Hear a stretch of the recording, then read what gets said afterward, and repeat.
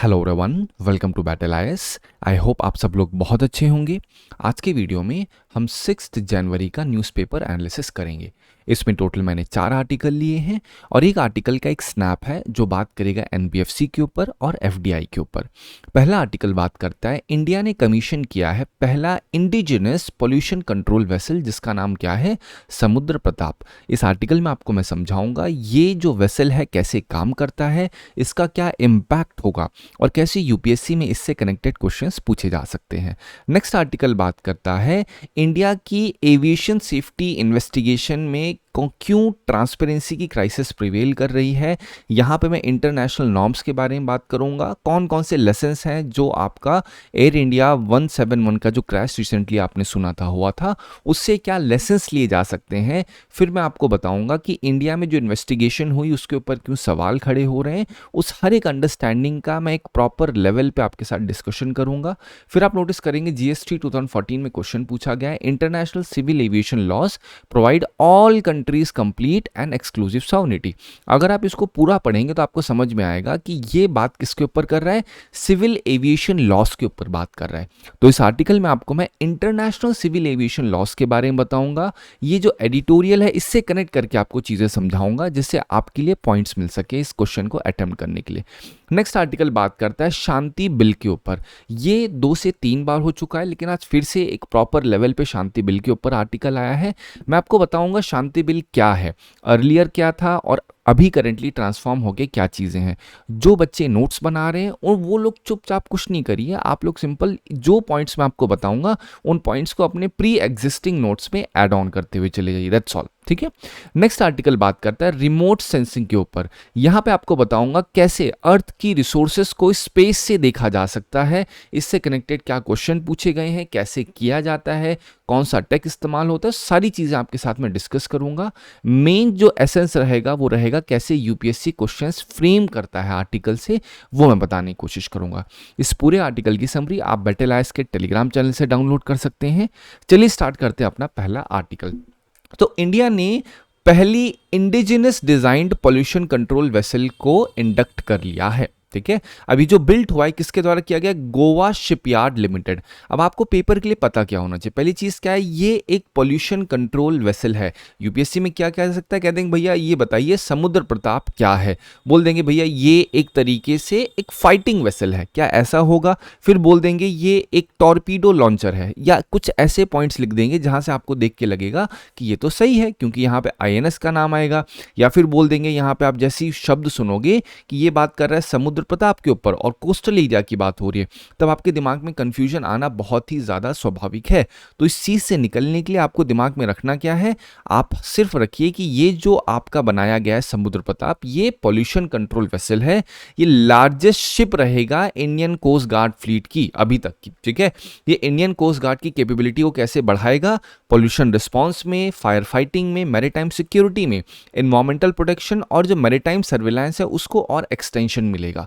तो ये जो मैंने पॉइंट्स लिखे हैं इन सभी पॉइंट्स को आप मेंस में एज इट इज मेंशन कर सकते हैं, जिससे आपको एक अंडरस्टैंडिंग मिल जाए कि किस तरीके से आप अपने मेंस में ब्लूप्रिंट टाइप में इसको इस्तेमाल कर सकते हैं। ठीक है।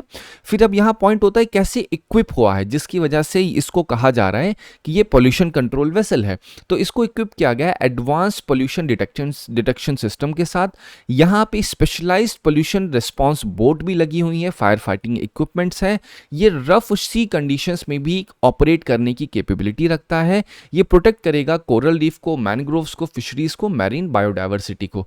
तो यहाँ पे क्वेश्चन बोल देंगे क्या ये प्रोटेक्ट करेगा डुगोंग को। अब आपके दिमाग में आना चाहिए कि डुगोंग क्या है, कैसे डुगोंग के ऊपर यूपीएससी ने 2 बार क्वेश्चन पूछा हुआ है।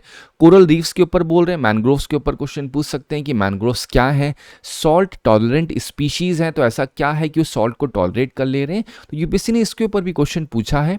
प्रीवियस आर्टिकल्स में मैंने कई बार इसके पीवाईक्यूज भी आपको शो किए थे। ठीक है। अब देखिए क्वेश्चन को अटेम्प्ट करते हैं। With reference to Indian coast guard ship, ऐसे लिख के आएगा तो आप कंफ्यूज होगे, समुद्र प्रताप कंसीडर करिए। तो यहाँ पे क्या लिखा है, it has been developed by Mazagon Dock Shipbuilder Limited. क्या इसके द्वारा हुआ है या फिर गोवा के द्वारा हुआ है। आप अगर ध्यान दोगे क्या कंपनी का नाम है, गोवा शिपयार्ड लिमिटेड। तो यहाँ पे सही क्या होगा, 2 अगर गलत होगा तो 1, 3 and 4 is the right one. चलिए अब हम लोग बात करते हैं नेक्स्ट आर्टिकल पे।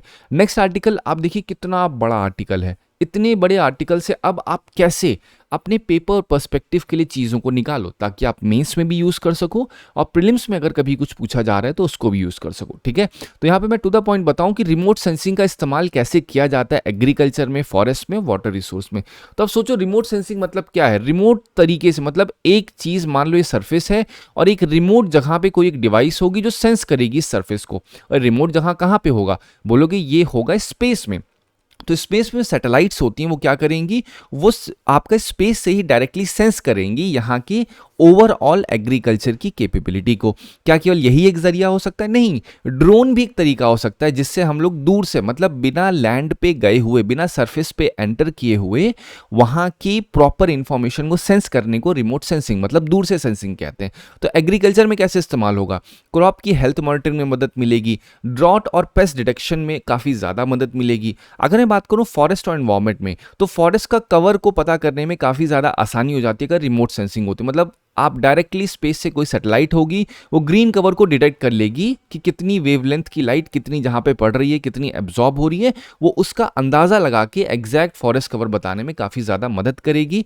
और जब फॉरेस्ट कवर पता लगेगा तो डिफॉरेस्टेशन की भी ट्रैकिंग हो पाएगी, बायोमास और कार्बन स्टॉक का भी एस्टिमेशन किया जा सकेगा। और जब इन सब चीज़ों का एस्टिमेशन होगा तो बायोडाइवर्सिटी और हैबिटेट मॉनिटरिंग भी की जा सकेगी अच्छे से।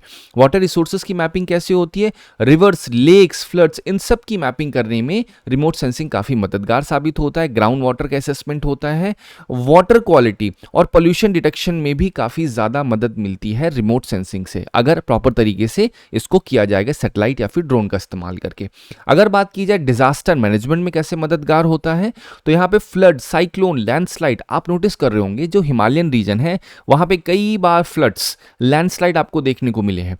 तो अगर प्रॉपर रिमोट सेंसिंग होगी तो वहां पे हम मॉनिटरिंग कर पाएंगे प्रॉपर तरीके से कि कहां पे कितना फ्लड, कितनी मात्रा में फायर या जो कुछ भी लगा है उसको कैसे हम अच्छे से मॉनिटर करें और उस हिसाब से हम एक ऐसे एड्रेस करेंगे उसको जो कि आपका सस्टेनेबल फॉर्म में हो, जिससे ह्यूमन मोर्टेलिटी रिड्यूस हो सके।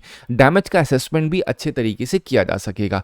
मिनरल और एनर्जी एक्सप्लोरेशन में मदद मिलेगी। अर्बन एंड रीजनल प्लानिंग में तो मदद मिलेगी ही मिलेगी। ये जो पीडीएफ मिलेगा, इस पीडीएफ से आप एक बार पढ़ सकते हैं ताकि आपको एक अंडरस्टैंडिंग मिल जाए।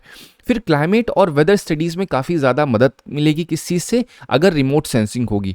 हमेशा ध्यान रखिए मैं ये सब कुछ क्यों बता रहा हूँ, अगर लिखा है क्लाइमेट और वेदर स्टडीज तो ये बात हो रही है with reference to remote sensing. Remote sensing से क्लाइमेट और वेदर की स्टडी अच्छी हो जाएगी। नेशनल सिक्योरिटी और गवर्नेंस में मदद मिलेगी। कैसे, बॉर्डर में सर्विलांस होगा, कोस्टल मॉनिटरिंग होगी और जो रिसोर्स मैनेजमेंट है वो भी होगा।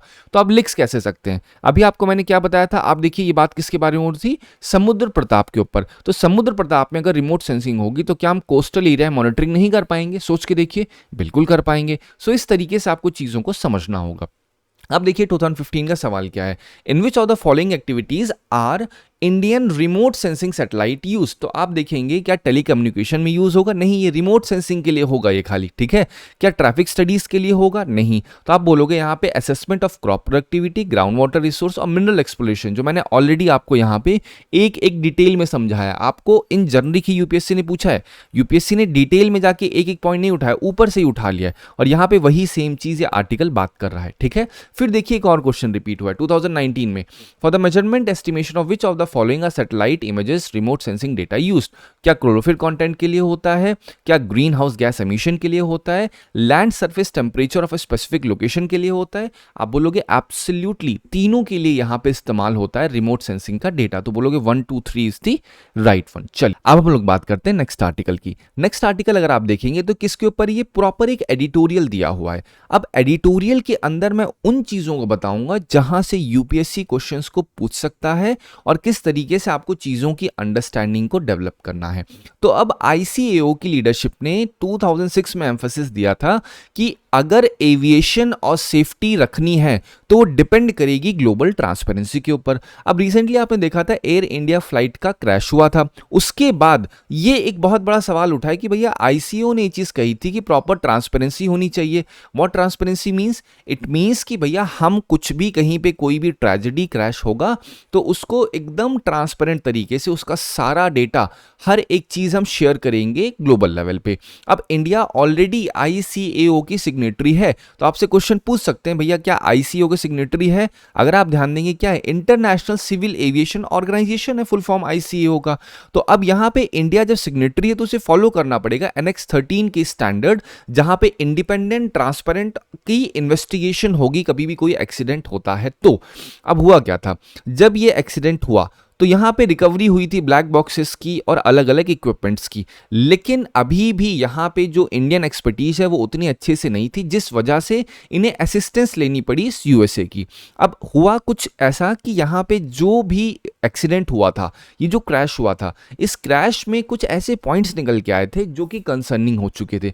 पहली चीज़ क्या थी, कुछ डेटा को यहाँ पे एविएशन ने पूरी तरीके से डिस्कार्ड कर दिया था। मतलब ये कहा कि भैया डेटा जो है हमने उसको पूरी तरीके से डिलीट कर दिया है, जिसके ऊपर जिसकी वजह से एक कंसर्न उठ गया कि भाई आपने इस डेटा को डिलीट क्यों किया है। एक पहला पॉइंट ये आ गया। फिर एक चीज निकल के आती है कि मीडिया लीक्स में ये भी निकल के आया था कि बहुत ज्यादा सीरियस डिसएग्रीमेंट्स हो रहा है इंडियन अथॉरिटीज के बीच में एंड एनटीएसबी के बीच में। अब यहाँ पे एनटीएसबी क्या है, एनटीएसबी यूएसए की बॉडी है जो मॉनिटर करती है इन सब चीजों को। तो डिसएग्रीमेंट क्या रीजन था, डिसएग्रीमेंट ये रहा होगा, अब हमें भी एग्जैक्टली बातें नहीं पता है, बट आपको समझना क्या है, it may be on the grounds कि जो कुछ भी एनटीएसबी कह रहा होगा कि आपको इस तरीके से डिस्क्लोज करनी है चीजें, मे बी इंडियन अथॉरिटीज उस चीज पे एग्री ना की हों।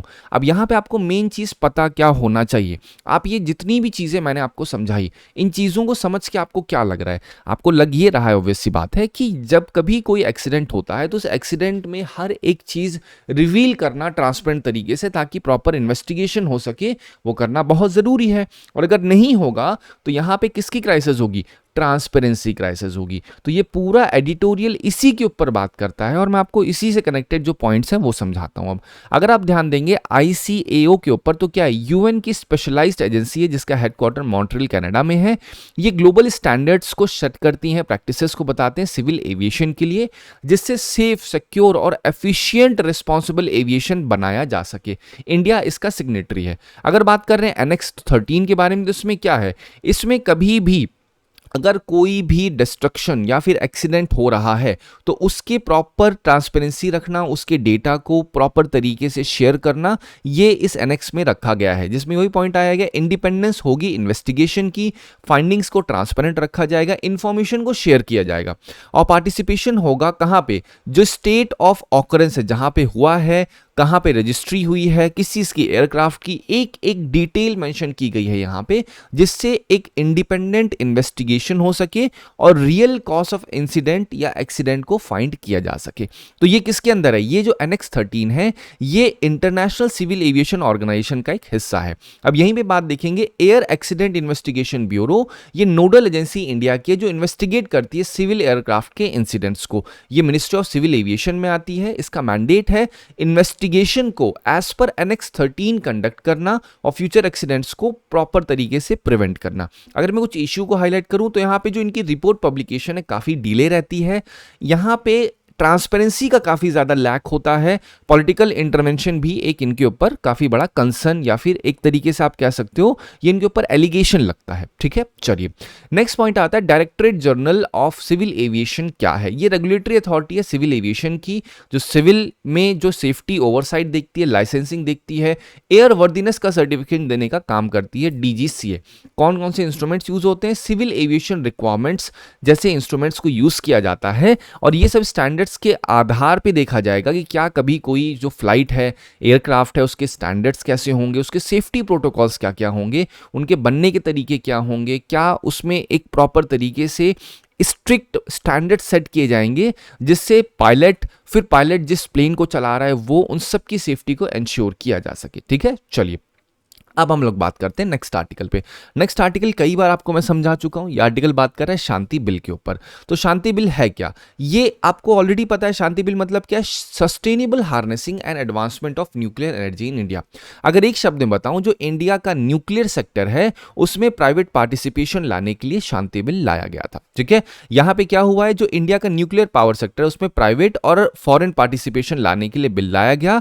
इससे जो लॉन्ग स्टैंडिंग स्टेट मोनोपोली थी उसको एंड किया गया है और जो स्टेट का फुल कंट्रोल था under atomic energy act, civil liability for nuclear damage and, इन सब को हटा करके उसमें चेंजेस किए गए हैं। ठीक है, चलिए अगर मैं अब सिंपल पॉइंट की बात बताऊं, जो बच्चे ऑलरेडी नोट्स बना चुके हैं वो सिर्फ ऐड ऑन करेंगे, स्क्रैच से दोबारा से आपको इसको नहीं लिखना है। अब बात की जाए इसमें स्ट्रक्चर कैसे बनाया गया, अगर बात करें क्या क्या शांति बिल ने चेंज किया है, तो अर्लियर क्या था कि पूरा का पूरा न्यूक्लियर पावर जो स्ट्रक्चर था वो स्टेट द्वारा कंट्रोल हो रहा था, लेकिन अब क्या है, प्राइवेट कंपनीज जो है वो इसमें पार्टिसिपेट करेंगी, जॉइंट वेंचर्स को बताएंगे। पहले क्या हो रहा था, जो प्राइवेट ओनरशिप थी उसका रोल एकदम भी नहीं था, लेकिन अब क्या है, अप टू 49% प्राइवेट पार्टिसिपेशन कर दिया गया है। गवर्नमेंट कंट्रोल की बात करें तो अर्लियर क्या था, 100% गवर्नमेंट कंट्रोल होता था हर एक न्यूक्लियर एक्टिविटीज का, लेकिन अब 51% गवर्नमेंट कंट्रोल रख दिया गया है। मतलब गवर्नमेंट इतना तो रखेगी, मैक्सिमम अभी भी है न्यूक्लियर फ्यूल प्रोडक्शन में, हैवी वाटर मैन्युफैक्चरिंग में, फिर जो फ्यूल की प्रोसेस रीप्रोसेसिंग है उसके ऊपर गवर्नमेंट का कंट्रोल रहेगा। अब बाकी जो 49% है वो प्राइवेट प्लेयर्स के हाथ में दे दिया जाएगा। अगर मैं बात करूं लायबिलिटी रिजाइम की, तो पहले क्या होता था, जो ऑपरेटर्स होते थे उनकी लायबिलिटी बहुत ज्यादा होती थी, ठीक है, लेकिन अभी क्या हुआ है, यहां पे जो लायबिलिटी है उसको कंप्लीटली रिमूव कर दिया गया है। इनकी जो ऑपरेटर, मतलब जो ऑपरेट कर रहे हैं न्यूक्लियर प्लांट को, उनकी लायबिलिटी के ऊपर एक कैप लगा दिया कि भैया इस एक्स अमाउंट के ऊपर अगर नुकसान है तब तो दिक्कत है। ठीक है, यहां पे अगर कभी भी लायबिलिटी हो रही है, liability beyond the capped set, मतलब अगर एक एक्स अमाउंट, लेट्स से अगर कहा जा रहा है 1 करोड़ के ऊपर नुकसान होगा, तो उसके ऊपर के नुकसान की कौन भरपाई करेगा, यहां पे यूनियन गवर्नमेंट करेगी या फिर न्यूक्लियर लायबिलिटी फंड करेंगे। तो आप सोच सकते हैं ये सारे स्टेप क्या शो करते हैं, ये शो करते हैं कि इंडियन गवर्नमेंट चाह रही है न्यूक्लियर एनर्जी में पार्टिसिपेशन हो, किस चीज का, प्राइवेट प्लेयर्स का। ठीक है, यहीं पे आपको पता होना चाहिए AERB, जिसका नाम क्या है, एटॉमिक एनर्जी रेगुलेटरी बोर्ड, ये एस्टेब्लिश 1983 में किया गया था। अब इसको स्टैट्यूटरी बैकिंग दे दी गई है। इसका रोल क्या है, न्यूक्लियर सेफ्टी को इंश्योर करना, सिविल न्यूक्लियर इंस्टॉलेशंस को रेगुलेट करना। इसमें कवरेज देखा जाए तो nuclear power plant, radio active material की हैंडलिंग, रेडिएशन जनरेटिंग इक्विपमेंट्स की हैंडलिंग करने का इसके पास एक उत्तरदायित्व या फिर इसको एक तरीके से अधिकार दिया गया है कि भैया आप इन सब चीजों को रेगुलेट करिए। ठीक है, चलो अब हम लोग बात करते हैं नेक्स्ट आर्टिकल पे। नेक्स्ट आर्टिकल में 2 स्नैप पड़े, अगर आप ध्यान से देखेंगे यहां पे पॉइंट क्या कह रहा है, ये चीज आरबीआई के द्वारा कही गई है एनबीएफसीज को। पहले समझो एनबीएफसीज होते क्या हैं, नॉन बैंकिंग फाइनेंशियल कंपनीज। ये ऐसी कंपनीज होती हैं जो बैंकिंग ऑपरेशंस नहीं करती हैं, लेकिन बैंकिंग ऑपरेशंस में कुछ एक्टिविटीज करती हैं। बैंकिंग ऑपरेशन मतलब क्या होता है, बैंकिंग ऑपरेशन देखोगे तो आपके पास आपका डिपॉजिट हो सकता है बैंक में, आप बैंक से लोन ले सकते हो, लेकिन अगर एनबीएफसी की बात की जाए तो एनबीएफसी जो कोर फंक्शन है बैंक का वो नहीं कर सकता, दैट इज डिपॉजिट नहीं ले सकता है, लेकिन वो लोन देख सकता है लोगों को। ठीक है, तो नॉन बैंकिंग फाइनेंशियल कंपनीज क्या करती हैं, ऐसी कंपनीज होती हैं जो पब्लिक को लोन देती हैं, और जो इनके पास पैसा होता है इस पैसे को ये चाहे तो जीसेक में डाल दें, गवर्नमेंट सिक्योरिटीज में डालें, या स्टॉक मार्केट में एक्सचेंज करें, मतलब स्टॉक मार्केट में इन्वेस्ट करें। ये इनके ऊपर है क्या करना चाहते हैं, बस ये चेक को इशू नहीं कर सकते हैं, डिमांड डिपॉजिट टाइप की चीजें नहीं कर सकते हैं। तो ये सारी चीजें मना हो रखी हैं एनबीएफसी के ऊपर। इनको रेगुलेट कौन करता है, तो आप बोलोगे आरबीआई इनको रेगुलेट करता है। क्या ये बैंक है, नहीं ये बैंक नहीं है।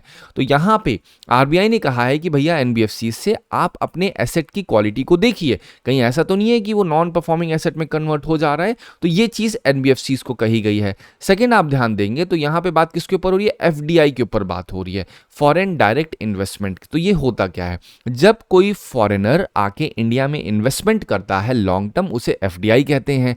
और यहीं पे एक शब्द आएगा एफपीआई, क्या होता है, ये होता है फॉरेन पोर्टफोलियो इन्वेस्टर। जब कभी कोई फॉरेनर इंडिया की स्टॉक मार्केट में इन्वेस्ट करे एक सर्टेन टाइम पीरियड के लिए, और जनरली क्या होता है, बहुत ही डायनेमिक होता है, कम पीरियड के लिए होता है, स्टॉक मार्केट में पैसा डाला जाता है और निकाल लिया जाता है। इसमें मेन डिफरेंस क्या है, एफडीआई में ओनरशिप नहीं जाती है, सॉरी जो आपका एफपीआई होता है इसके अंदर ओनरशिप नहीं जाती है। इसके अंदर अगर आप ध्यान दोगे तो केवल आप पैसा लगा रहे हो, ना ही आपके पास बोर्ड का कंट्रोल होगा, ना ही किसी तरीके से आपके पास कोई राइट होगा। सिंपल पैसा लगाओ, प्रॉफिट लो और जाओ। वहीं पे अगर एफडीआई की बात की जाए तो यहां पे इनके पास राइट्स होते हैं, ये लॉन्ग टर्म बेसिस पे आते हैं। ऐसा नहीं है कि स्टॉक मार्केट मार्केट पैसा डालें और लेकर के निकल जाए। और इसी से कनेक्टेड एक और टर्म आता है FII, जिसे कहते हैं फॉरेन इंस्टीट्यूशनल इन्वेस्टमेंट। ये क्या होता है?